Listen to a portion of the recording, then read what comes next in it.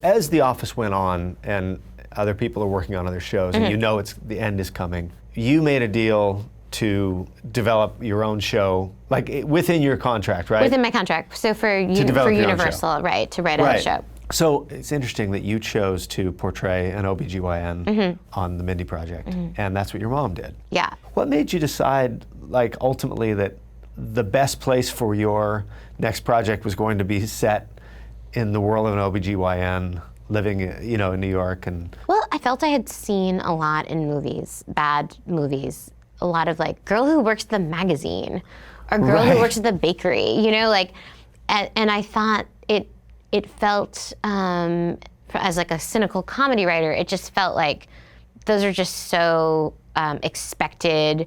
It's sort of like girly in a way that's like not like funny, like hard joke funny. And I thought there's something great.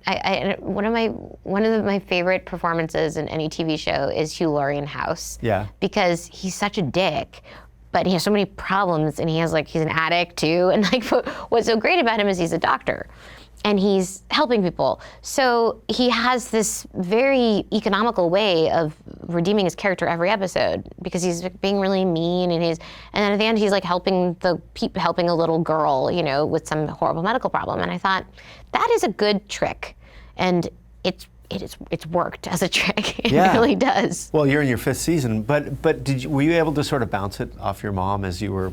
You know, so my mom passed away before I wrote the pilot, and so I was still thinking about it and working on it. Oh. But growing up with an OBGYN means that you've kind of done through your whole life just like a lot of like research on it just by living with one. But I remember thinking like, why am I making this harder for myself? You know, like, because at that time when I was working on the pilot, I'd actually moved back home to be with my mom when she was sick. And I thought, like, I don't want to like have to research like what an art gallery or whatever these jobs are that, you know, these random jobs I'm not interested in. I know what an OBGYN's lifestyle is like. I lived with her. I know the hours, and I think it's cool. I think it's like kind of a noble job. Yeah. You're delivering babies. You're delivering babies. It's super exciting.